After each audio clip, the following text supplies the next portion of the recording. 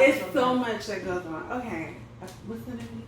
Episode 8. Jigga Bobo. Jigga Bobo. Sad. Yeah, man. It was very intense episode. One of the more high. Well, it was more high action, I would probably say, than some of the more previous ones, like as far as like, oh my gosh, yeah, literally like you're on the edge of your seat a lot.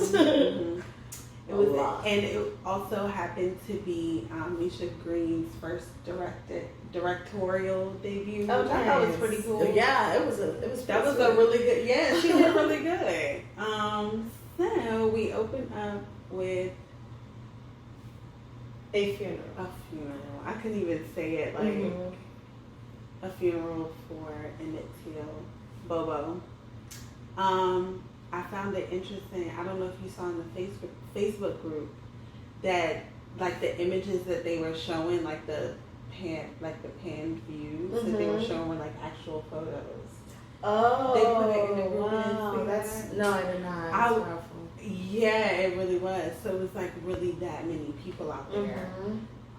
I figured it had to be representative. Yeah. Of like, you know, and as far as the hottest day, I'm sure too. Yeah. Like one of the hottest days. And they were like in the post too that it was true that you could smell him for at least 3 blocks. Oh wow. Ooh, child. Nasty people. So that opens up the scene. I think it's immediately D that we see, right? Immediately, yeah. So we can tell off the bat it's gonna be an episode about D. Hip's not there. Hippolyta's not there, so that lets us know she is still out. Right. Which enjoying the poor clothes. So and Tix got the key, and I'm gonna save the rest of my judgment for later. Not feeling your boy this episode. No, I'm gonna save it for later.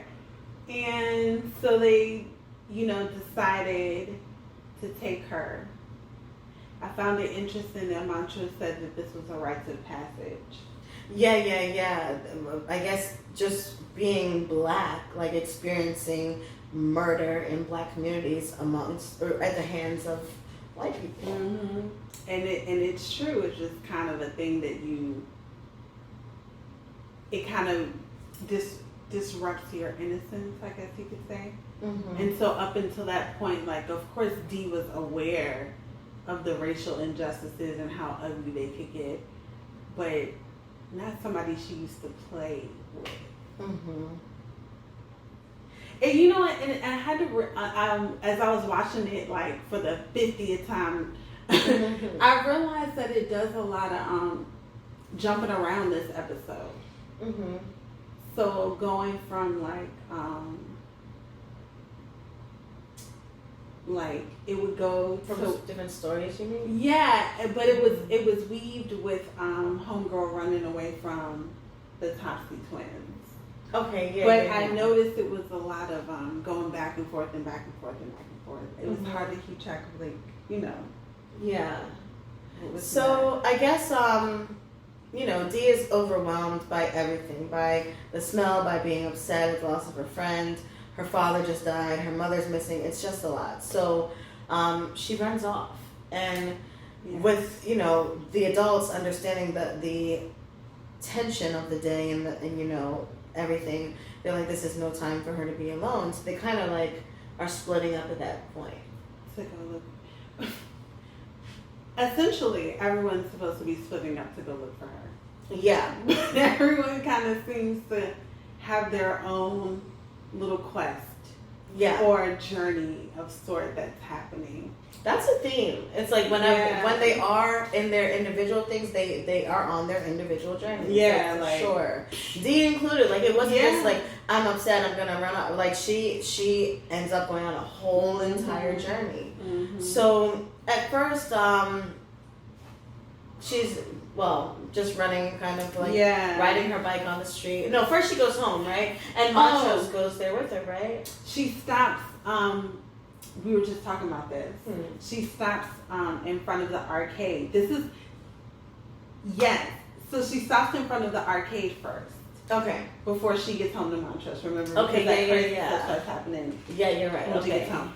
So she stops in front of the arcade, and she's just kind of looking at the arcade. She sees two girls that, there is a theory going around that you were saying that you saw that those two girls are the Topsy twins, as we'll talk about later. And I don't know. I didn't even see the theories about that. But my only reasoning for thinking that is somewhat like the same kind of mannerisms. Like even at one point, one was facing, like her back was toward D, and the other one is looking at D and waving. And I know for a fact that when the Topsy twins come out later, they do the same thing. One's back way, and again, then one's to the side. So it's just the same kind of positioning. Two girls. They're very giggly, and one did have like the beige and red, which was kind of the color scheme that both of them had. You're right. We'll have to go back and check. But yeah, so she. But it's something to notice. Yeah, it's definitely. So she sees these two girls like joking and laughing, and they're around the same age as her. So she, kind of like snaps and like yells at them and says, "There's nothing to laugh about. Like nothing funny right now." Like which. From her perspective and her pain, like it's understandable that she's going through that. So she picks up some rocks and throws it at them as well, and they kind of like run off. Yes. As they're doing this, as they run off, this is when the police kind of. No, she goes home first because she definitely gets the baseball cap at home, right? But remember, or she didn't. Oh, you're right. No, you're right. Because she didn't have the baseball cap yet. And she didn't have the thing put on her yet. Yeah. Okay. So after that happens, the police, which is Officer Blackchest, he's Lancaster is his name. I never nasty man. He pulls up with his little sidekick and kind of corners her in the alley. And I'm like, girl, why did you walk down the alley? Right, out of all the places to go, like. Walk down the alley. Down the alley. She walks down the alley and he questions her about Hippolyta because he has the little Arinthia Blue comic that was left at the scene of the crime. Now this is what I could not understand. How did they trace that back to Chicago? Because wasn't she somewhere far away? I don't even remember where she was. They were back near. Were they back near Arden or something? I don't even remember, but how did they know Diana Freeman is the daughter of Hippolyta in Chicago, Illinois? Like, how did that happen? And then how did they know this little girl? Shit. Yeah, well, that's true. Because I'm like, how did they know she was Diana? Because that was his first question, what you know about magic. Right. Question. She's like, And at first she is scared. Yeah. One, because obviously one of your friends just died. In a very violent way, a child, it can happen to her. It can happen to her. And it's like, no. So she is terrified at first. And she, they're questioning her. She's frazzled. As one is holding her up, another one is literally marking on the ground with chalk, what seems to be like a spell circle. Yeah, definitely.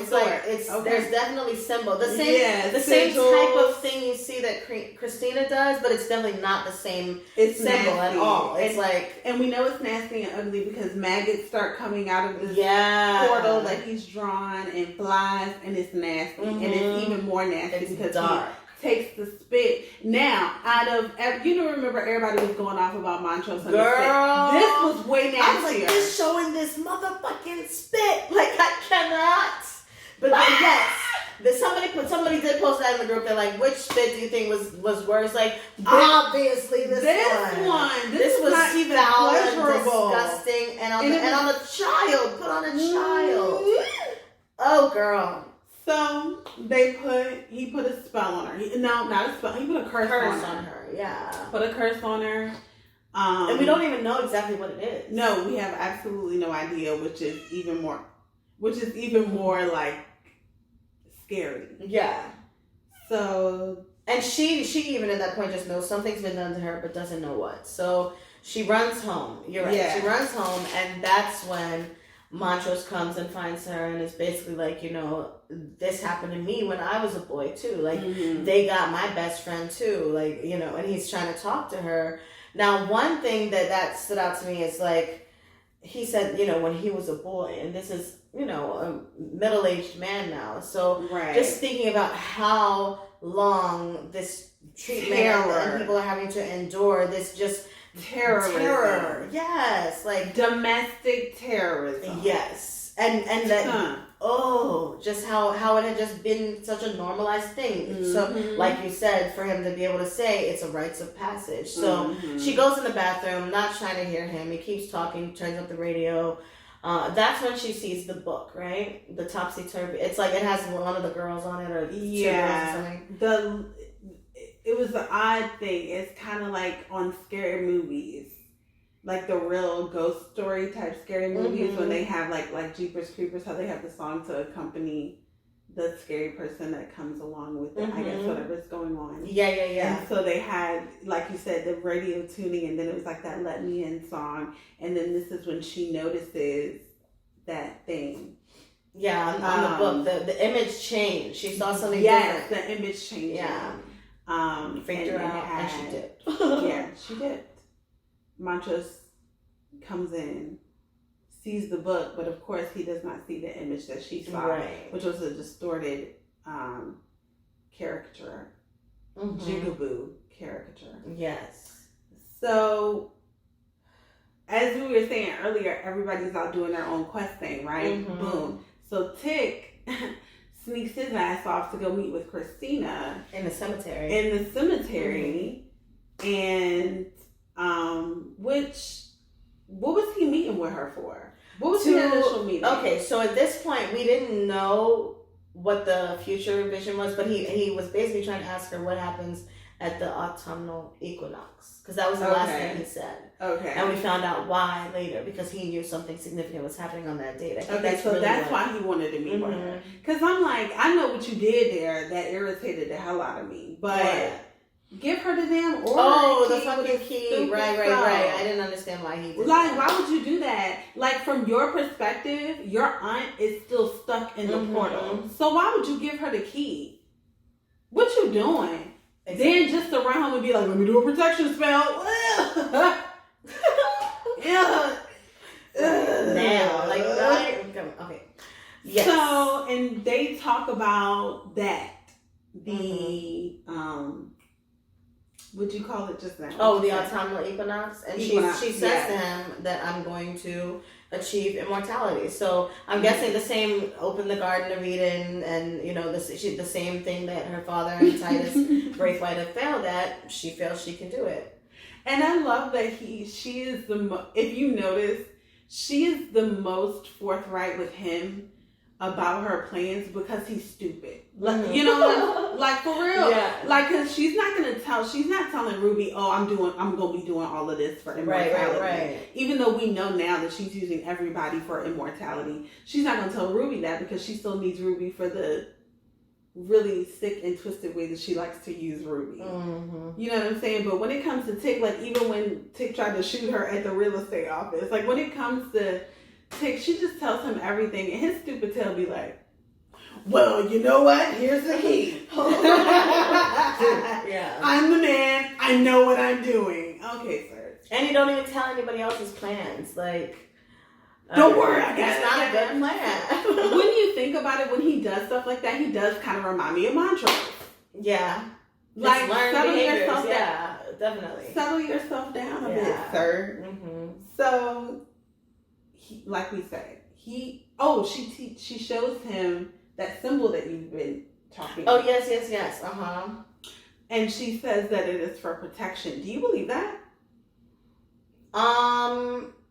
I mean, we've seen it everywhere. We've seen it a lot of times when that's true. In the house, they blocked it. I don't know that it's. Well, I don't think she said. Did she say that one was for protection too? Because I know for sure the other symbol that's on William's chest is for protection. And that's a symbol. Because he put it on the when they go back home and do the ritual or whatever. Oh, okay, he put on the floor. Yeah, he did. Okay. She told, but I'm just like, why would you trust anything that she said? That was But I mean, I guess it is working because that thing showed up, so maybe it is essentially for protection. I don't know. I thought it was just basically like a thing to do spells, but I don't know. Go back. Look at it. So then, okay. So then that happens. We talked about that. Okay. Then we show Ruby going back home. Well, home to Wiltina. Wiltina. And we have some sexual healing. Yeah.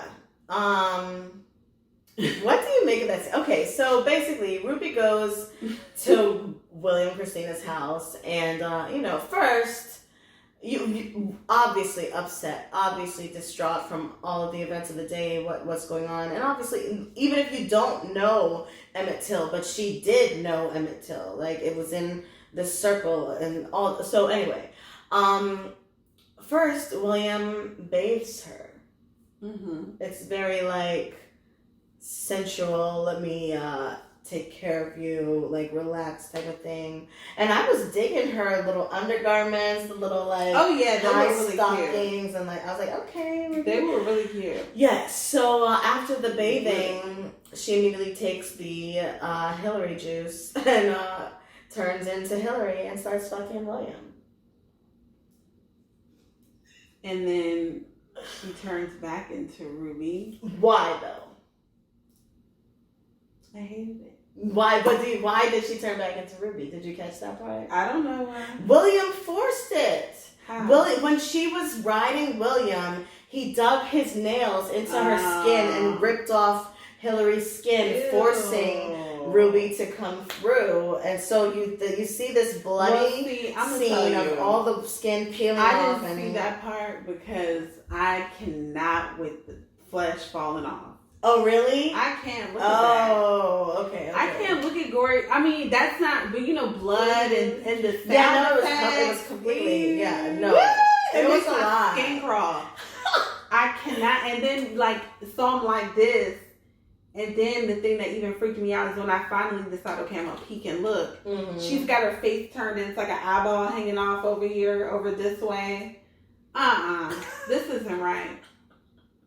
So I didn't see. Yes, it was extremely graphic, but yes. So I didn't see well, that's okay. But we can talk about that. We can talk about that's terrible. Why. So that was the thing. One, she clearly wanted to fuck William as Hillary, and she explained why afterwards. Like, I didn't want, on this day especially, I didn't want to be a black woman fucking a white man. But why did William force her to turn back into Ruby? Is it just part of the manipulation thing again? I don't really get too deep with it when it comes to what Wiltina does, because it's all about herself. Mm-hmm. Like everything, even her being in love with William was to manipulate him to get into the cycle. Yeah. Everything is a manipulation. You manipulate every fucking body. Interesting. Yeah, it's like they have a very confusing dynamic, Ruby and Wiltina, and I cannot every week when they come on screen, I try to understand it, but it just keeps. It doesn't make sense. It doesn't. A lot of it doesn't make sense. It keeps morphing to me. And I feel like we're just waiting. Well, not all of us apparently. Some people are not waiting for this, but it's like I'm just waiting for Ruby to get played. Yeah, but I'm hoping otherwise, right? I'm hoping to be optimistic and hope otherwise. But when she came out her mouth and said something like, she gonna teach me magic, I was like, oh, bitch. Okay. You know what? Fine. Okay. So now we cut to back to Letty's house. So when Letty comes in the house, and I think this might have happened actually. She's rushing in to look for Dee still. See, in the remember I told you it keeps going back. I know. And forth. Well, so just talk about the order. Don't even fucking matter. Yeah, just say it. Just say what happened. So she rushes in the house, and we can see that Gia is sitting in the front room. So when Letty enters the room and she sees her, a conversation ensues. We are not privy to that conversation, but we know what happened. Mm-hmm. She done told everything.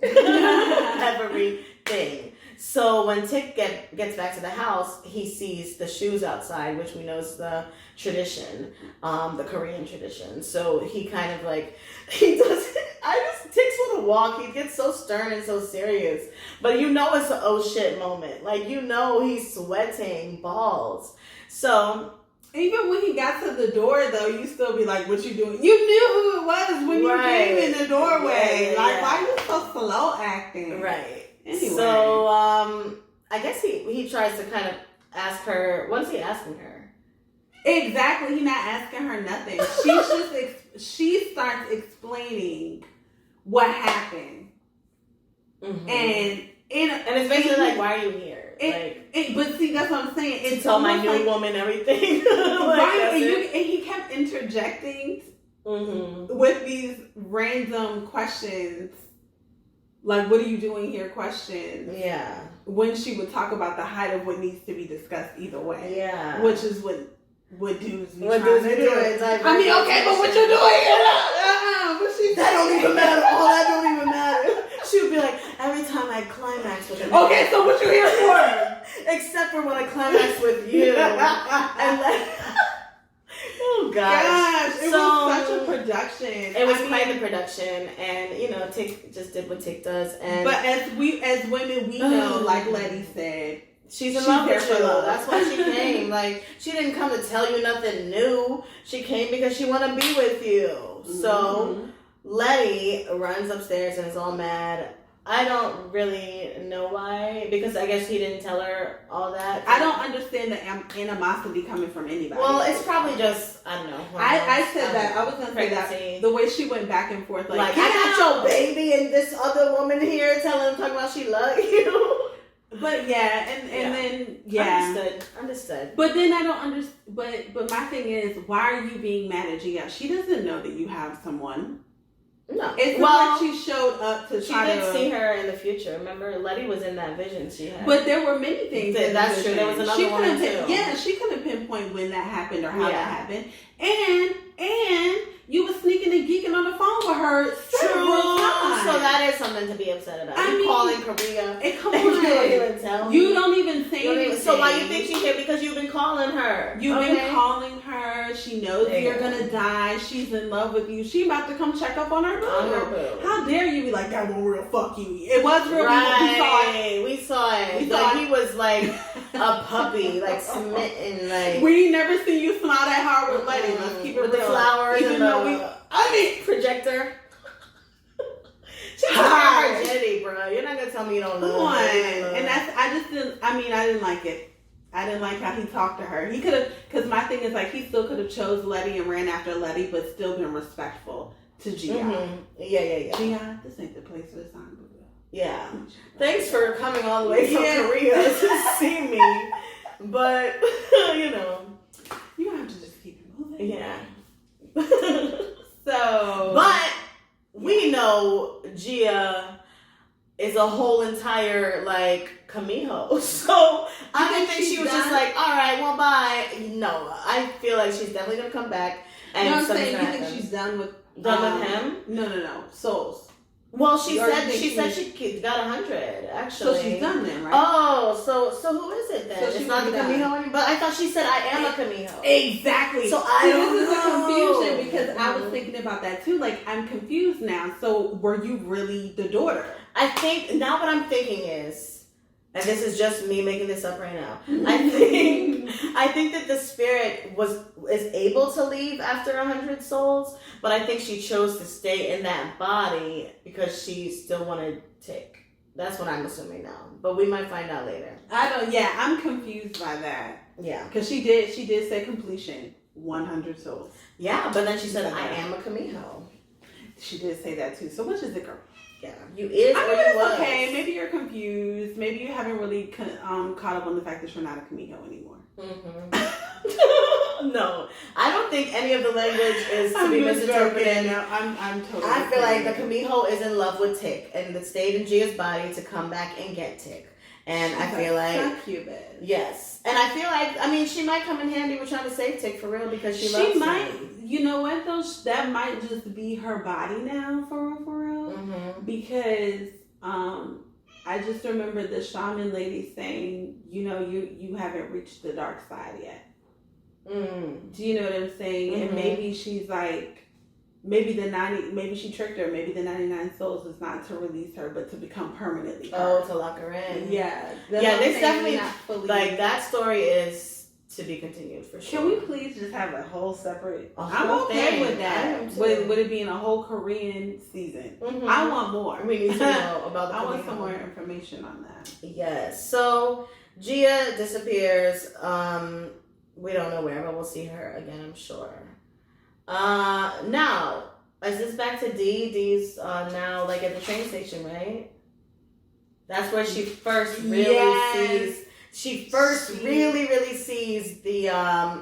Well, no, she runs in. This is when. See, this is why I don't matter. Mm-hmm. This one she runs into homegirl, Letty. She runs into Letty, and then this is when she has that whole exchange. Because I took a note of the fact that those white girls that were jump roping, it was really creepy, right? First time I didn't pay no attention to it, but the second time I watched, I listened to it. They're singing a nursery rhyme, I guess that probably little white girls used to sing back in the day about Topsy, which is the thing that's running down the street. Okay. So this is when she runs into Letty, but this is important because she sees Woody on the side of the house.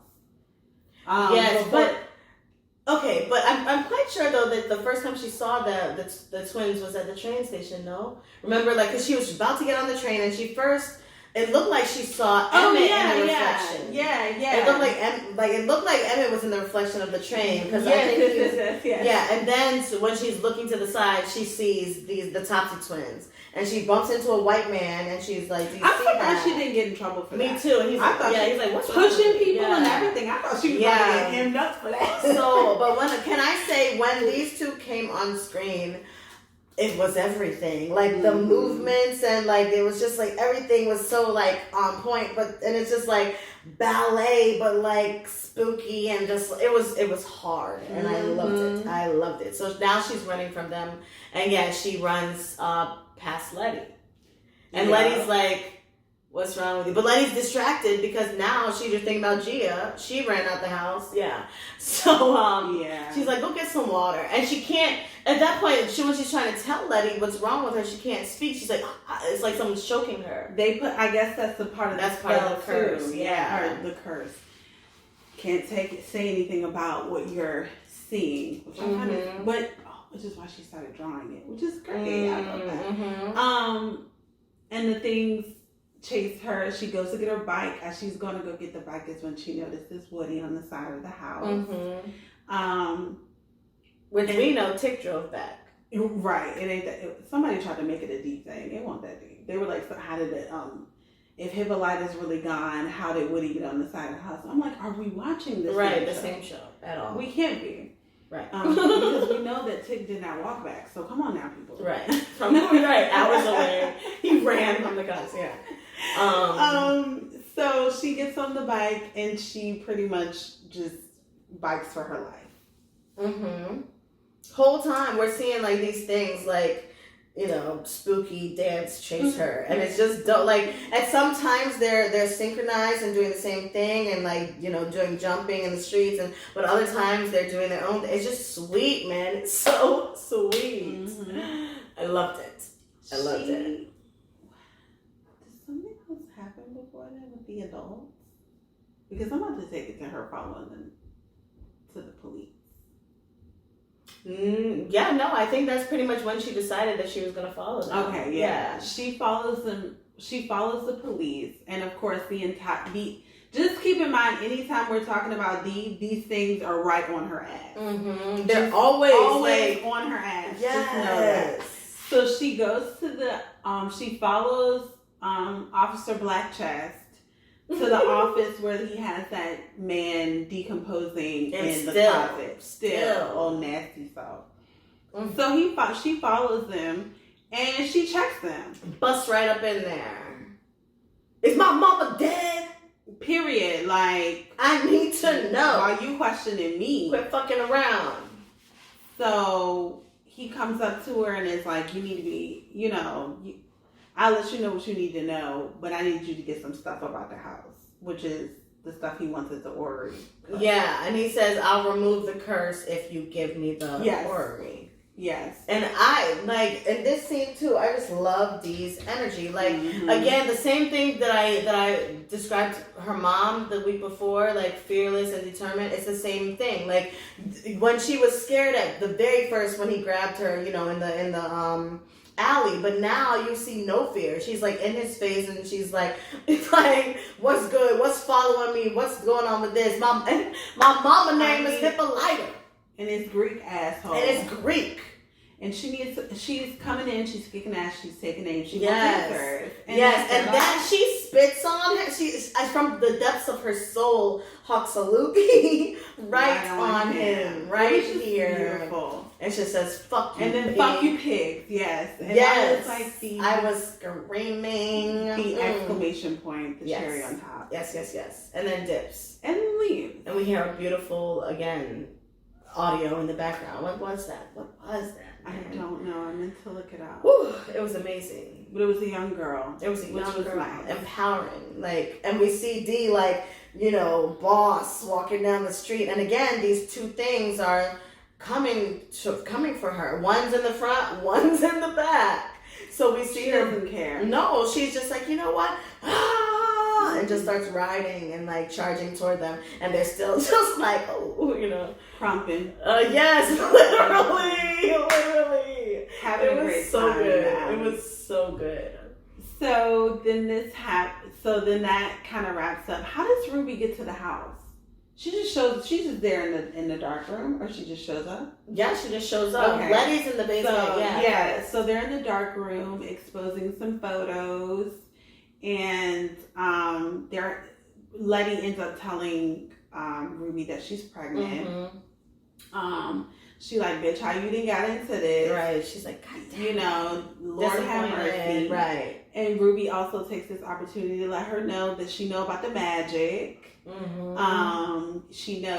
also she tells her that Christina ain't Christina all the time. She tells her just everything. Yeah, spills the fucking beans. Yep. So that's what's going on over here in the north side. Yeah. I've been a white lady for a few weeks. Like, I've been working at Marshall Fields. Like, yeah. And she's like pretty much explaining how life has been great and life is about to be even grander because she believes that Christina's going to teach her magic. And I mean, it's not a whole entire lie because she is sharing magic with her. She gave her a potion that turns her into a white woman. She ain't teach her how to make No, she ain't teach her how to make magic. Now that's magic. That's magic. Because what the fuck you gonna do if she gone?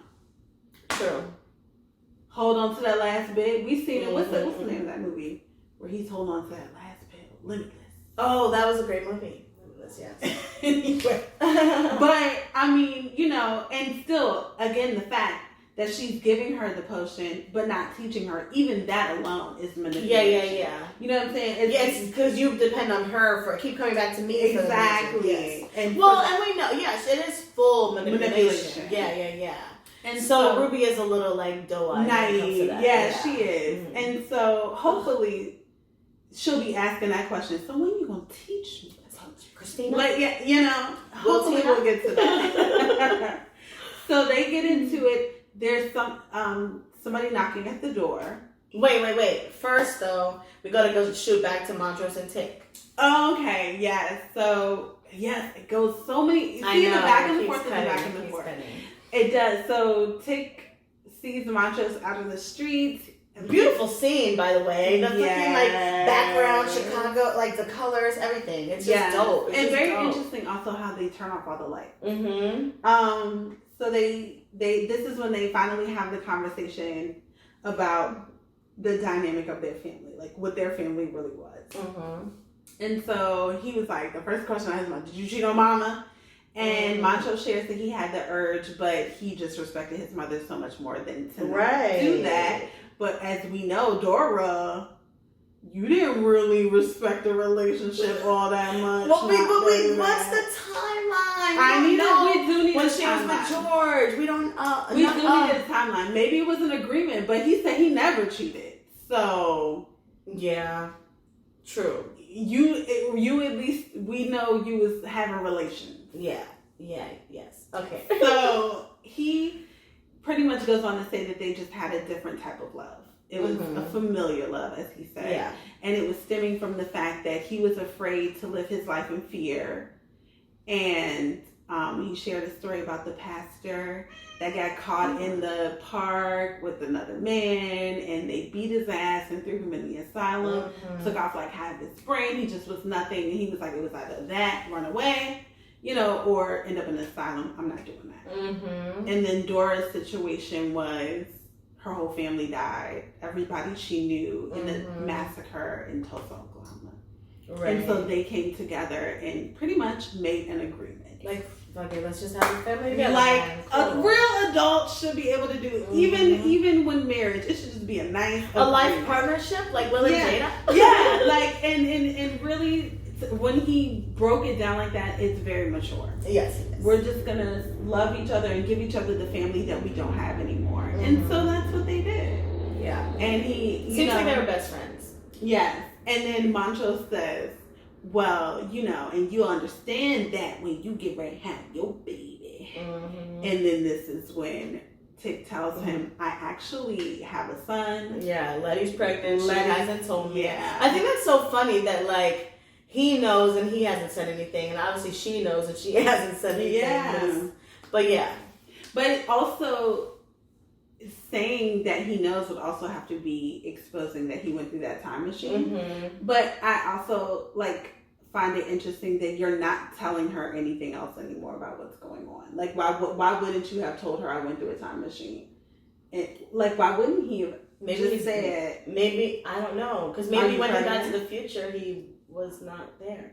Because, he dies. So maybe when he met his son was like, you're dead. Well, no. Remember, he said somebody gave him this book. Somebody in a hood. But I'm saying why he would not want to tell Letty that he went to the future. Because he would have to tell her, I'm going to die.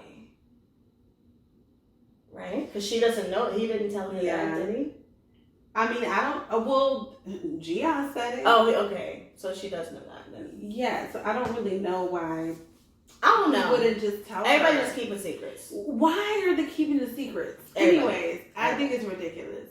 But he gets, but he tells them about the book, and then we, as an audience, find out more about the book too, and that the book is pretty much like a story about what is happening right now, essentially. And Montrose wants to know, what's the ending? Please let it be something good. Right.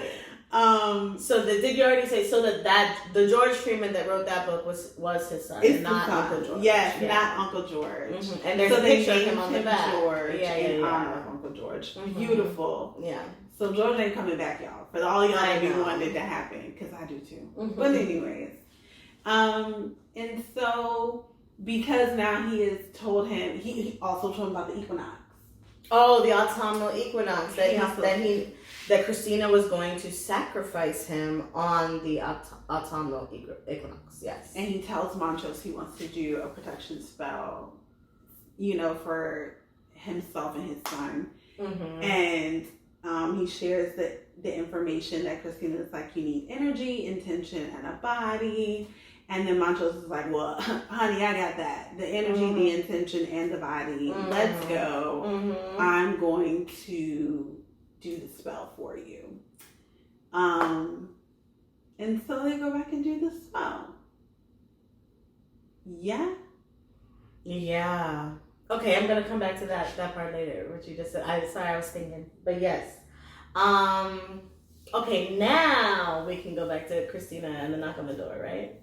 Well, they do the spell, and the Montrose is the one. Montrose announces that he's dyslexic, and but he does this spell. And the whole time I'm thinking, well, if you're dyslexic, how we know you're doing the spell right? Okay, that's why I'm like, things, right? You know what I'm saying? Yeah. Somebody dyslexic could not roll off so perfectly, and the language of Adam ain't just like regular. Like he just spit it out like that. But anyway, so they do the spell, and he put, as you said, the symbols that Christina gave him on the floor. But afterwards they both are like, we don't feel anything, so they're assuming it didn't work. And he leaves. So we're assuming it didn't work. Yeah. So he leaves to go back home. Yes, and then they go back. I think they go back to the house. And this is when Letty opens the door, and it's the police, Officer Blackchest. Mm-hmm.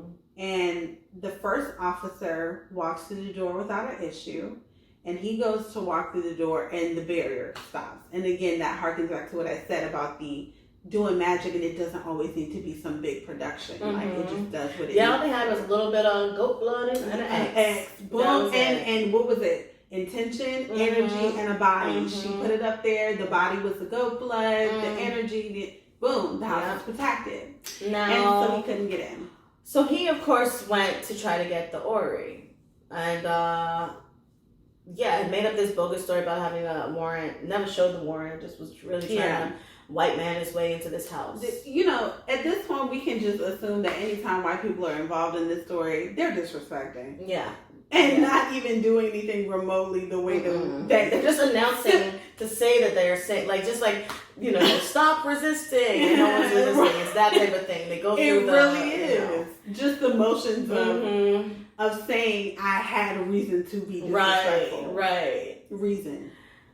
So, can't get in the house, start shooting up the house, basically. Right, because that's a telltale sign that these bitches really do. Like she said, they know that we know magic. Mm-hmm. Like, for sure. And they know that we know what type of people they are. Because they can't get in this motherfucker. Right. And so that's what shooting up the whole house. Again, another thing that white people were getting away with. How do you sit in a neighborhood and it be like 10 of y'all outside of somebody's house and you shoot up somebody's house? Explain it and get away with it in person. No regard for human life. How does this happen? Like, just, that's not like the things that, and these are things that we know to be true. It's easy to see things and be like, oh, okay, that's a movie or that's TV, but these are things that we know to be true, to have happened throughout history. So, yeah, there have been multiple times when police and white mobs shot up black households, black families' households for no intent other than to kill out of hatred. So Letty, Ruby, everybody drop into the ground. Letty realizes, oh, we skipped this whole part. Oh yeah, we did. She had asked Christina for protection. Yeah. And first she said for Tick, she said make Tick invulnerable, and Christina's like no, because we know she needs to kill Tick. So, but she offers it to Letty, and Letty does, take it. So now for negatives of Titus's pages. Right now, do you think she gave her all the pages? I don't think so. I don't think so. Yeah, I don't think so. I think Letty's smarter than that. Or she got her own copy. Or she got, or they made something of it. Maybe it wasn't really, I don't know. But I do not think, because she was adamant about you cannot trust Christina. So I don't think she gave her the correct thing, whatever it was. I don't think so either. So yeah, she's protected. So when she's sitting up, she's not getting hit by the bullets at all. There's one other scene that we have forgotten. Ugh. I know, you hate it, but it was still a powerful scene. it was powerful for that. For what it did. So I don't need to see it, but all white people need to see it. Yes, they do. So Ruby had said to Christina earlier, when she was again so distraught about the day and the events and what had happened to Emmett Till, do you even care? And she expressed the graphic account of what was done to this young boy, this 14-year-old boy, violently murdered. And Christina said, to answer your question, no, I don't care. I don't care about these people, these children. She names a few people and she says they'll never receive justice. I don't care.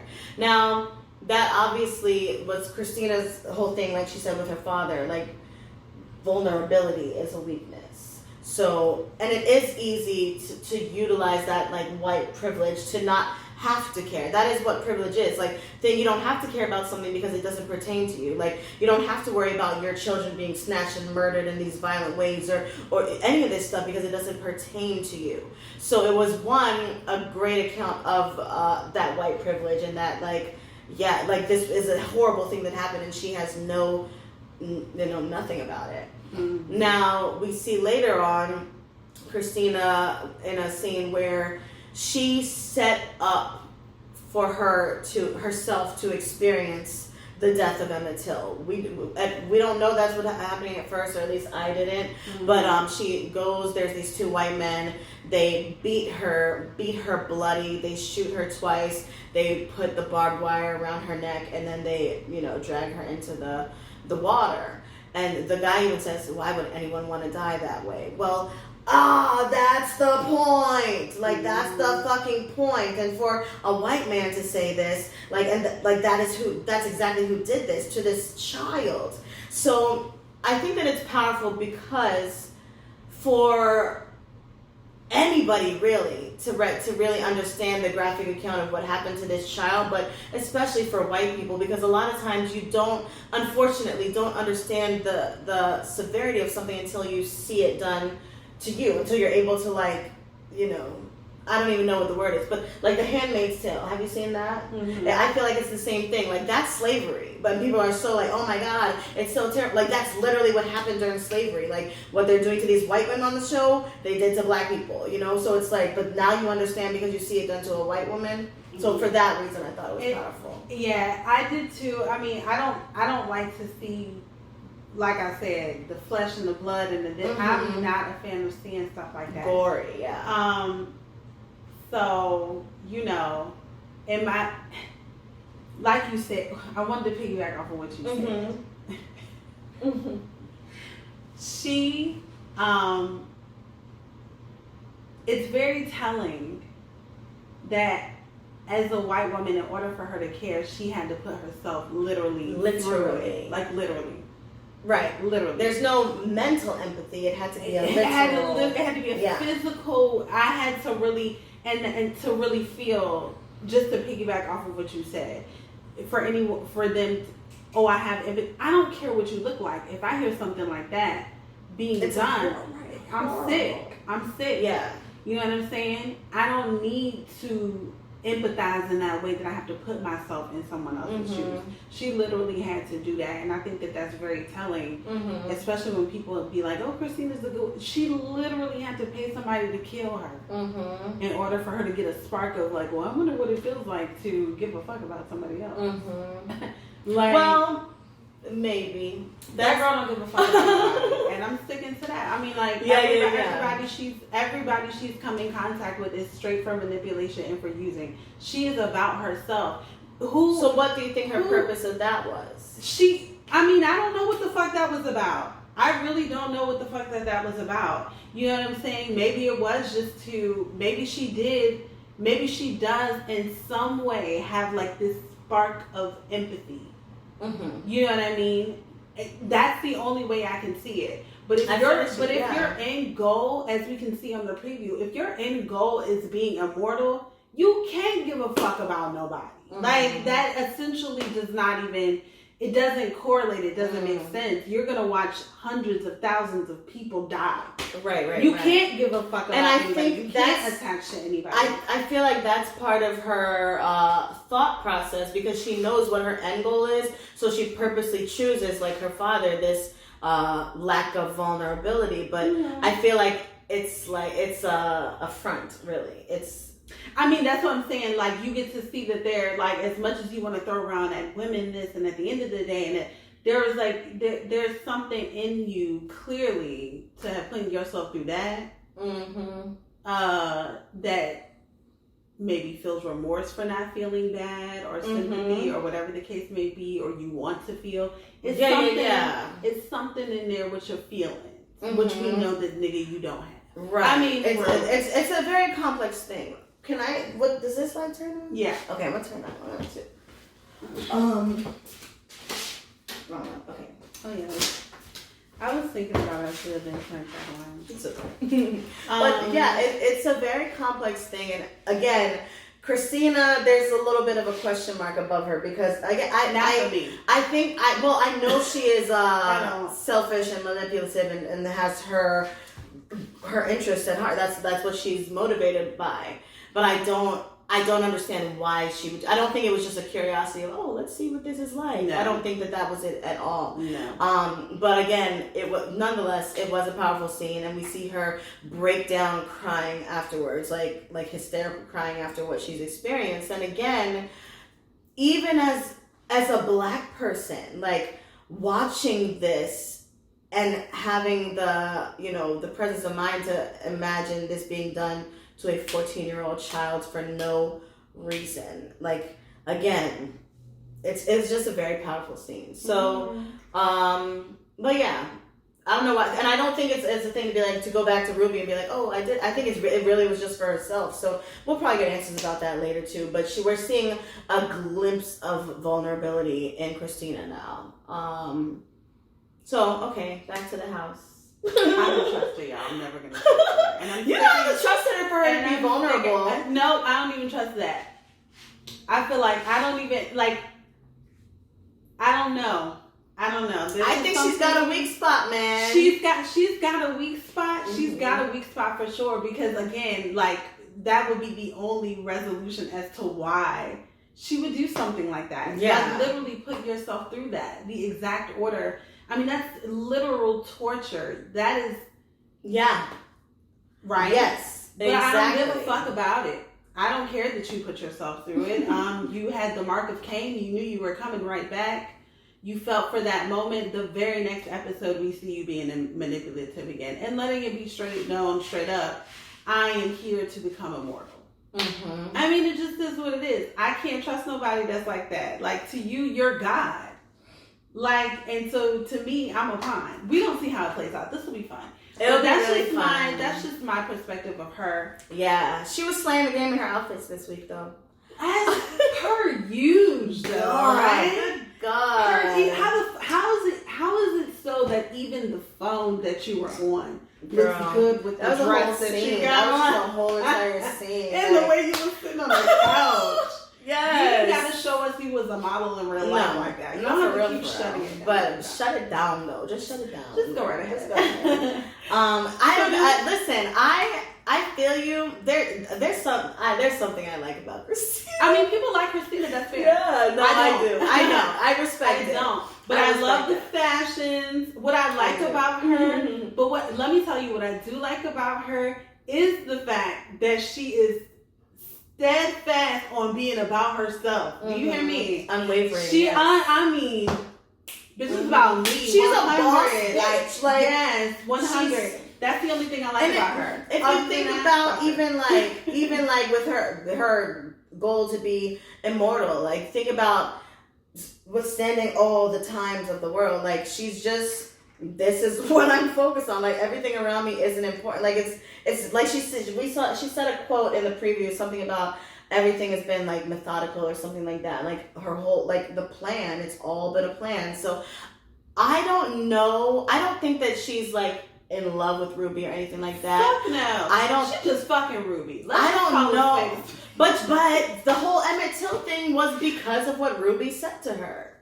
It was because she approached her and was like, you don't feel anything from this, and I wish that you would. So I don't know. I mean, I feel like she was motivated to do that from what Ruby said. Maybe just because she felt bad. I don't know. It's up for debate. I don't trust it. You don't trust that she had herself murdered in the not because she likes Ruby. No, I'm not saying because she likes her, but I'm saying Ruby's words motivated her to do that. Oh well, yes, of course. I don't think it's a love or romantic thing at all. I really believe she would not have even thought this if this black woman was not in her house. No, asking her to really think about. No, factually, she wouldn't have. But I'm saying what made her actually be like, well, she has a point. Like there's something. Yeah, we got. I don't know, but this is where I'm telling you. That's fine. I don't care. Whatever it is, I don't.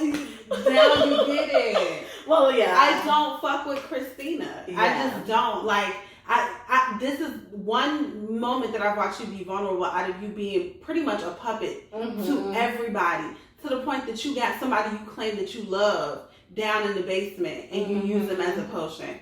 Girl, you can't be trusted. She's a super villain for sure. She's the best villain I've seen. Yeah, best villain I've seen. And the thing about it is, I hope she make it to season 2. I hope so too. She's got to. I hope she makes it to season 2. Unless Ruby kills her or something. That's what I'm saying. But I feel like it's gonna come down to her and Ruby. I really feel do. like it's some. I really do. And we all know who we going for. Rubes. Come on, Rubes. Come on, Rubes. All right. So let's see. Cut back. Now we cut back. And so they go outside there shooting up the house. Yeah, they're shooting up the house. So Tick is walking up. He sees them shooting up the house. Mm-hmm. And so now one police officer first notices Tick. So he aims his gun to him. Get your hands up. So now a couple more aiming. Get your hands up. He puts his hands up. Unarmed man. Unarmed black man. The arms are up. His arms are all the way up. And we know what happens when your arms are all the way up. So Letty sees this, starts running outside because she knows what's about to go down. Like, these motherfuckers are here to kill us for sure. So one of them does shoot at Tick. And we see in slow motion the bullet going. And then all of a sudden, the Shoggoth appears, which is the same monsters we saw from episode 1, but this one black, child. Mm-hmm. And blackity black. Right, blackity black. He jumps out in front of Tick, like eats the bullet literally, and starts just eating the cops, ripping heads off. Like he always. Yes, it's a bloodbath. Letty is like in shock. Tick's in shock. They don't know what the fuck. So they're just run toward each other and just trying to like protect each other. Take cover as cars are flying, bodies are flying, blood is flying. Blood is everywhere. Everywhere. And the Shoggoth has taken out everybody. The last two are Tick and Letty. Mm-hmm. And Shoggoth runs up to them and he like a scream. And Tick is like, bracing himself like no, please. And he kind of nuzzles his head. He rests his head right there. He rests his head. Oh, yes, master. What now? Yes, as in I am actually at your service. Beck and call. So what shall I do now? Mm-hmm. Go ahead and eat the entire north side of Chicago. All of them. Okay. I got a Shoggoth now? What? Oh, the game done changed. And then we end the episode on a very cool note.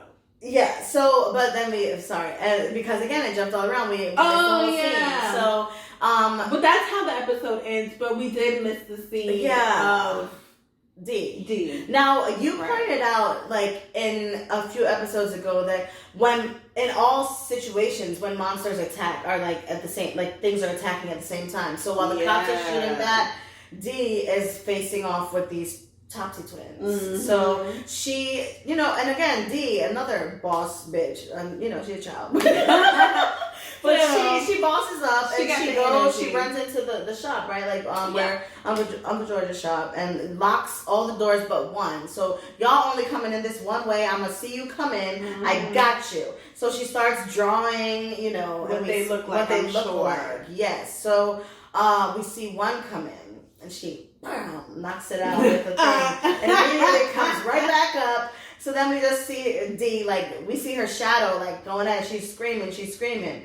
Montrose hears her, and he's like, D, what's going on? So he starts trying to get in the room. Now we see the other Topsy twin come in from the other side, and then close the door. So now, when Montrose breaks in, he sees D by herself just swinging at the air with this metal bar. So he doesn't know what's going on, just thinks she's like, imagining something going crazy. So he runs up, grabs the bar, and starts holding her down.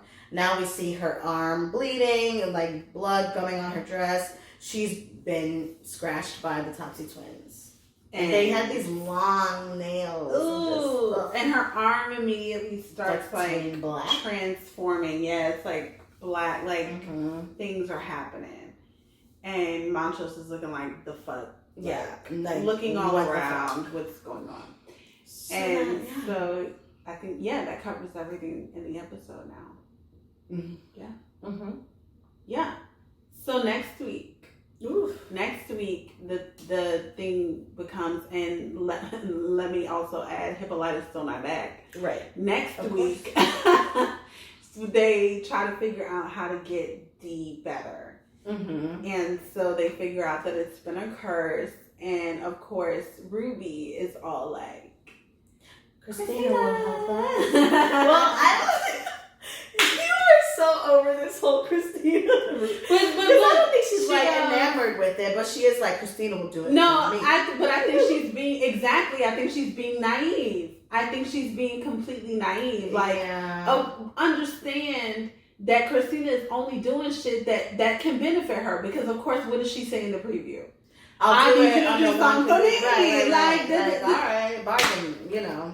Come on, like you're never trying. She's never doing anything just to be like, okay, I'll do it. Right. You know what I'm saying? Just to be nice, yeah. It's got to be something in return. And then we hear her saying at the beginning of the preview, we hear Ruby saying, "Oh, she's gonna do it for me." Then at the end of the preview, we hear Ruby saying, "Don't you hurt my sister Letty." Okay, now what's going on now? Mm-hmm. Like you telling Christina now, don't hurt Letty. See, don't trust her. Don't trust her. I can't wait. She probably the octopus too. Who? Christina's everybody.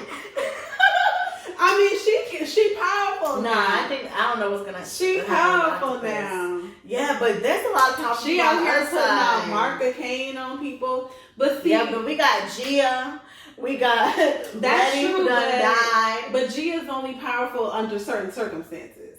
So. Yeah. She's not powerful just on the cuff. Like maybe now she killed 100 people. We don't know. We'll don't know. We'll see. This is very interesting to follow. Yes, it is. It is. It's fun though. 2 more episodes, and then we're done. Done, son. I'm gonna read the book. Yeah, I was telling somebody this week about the show, and they're like, "I want to read the book first." But I was like, "All right, but you better watch it because it's pretty good. I can't wait." And then, like, I was talking to someone who read the book last night, and they let me know that is the book. Like, literally, it's very accurate. The no. I'm sorry. I didn't say it right. You're in the my book that George Freeman wrote. Right. Okay, got you. And that. You know how he was like, and D is a boy named Horace. That's how Christina's a man. That's how it is in the book. Okay, got it. Okay. Like in the book, Hippolyta has a son named Horace. You know what I'm saying? Okay. Boom. Yeah. Interesting. Very interesting, right? How they did that. That was kind of cute. Yeah. All right. Oh, I can't wait to see what happens. See y'all next time. See you next week. Boo, boo, boo. I wish we had some outro music. I know. We had.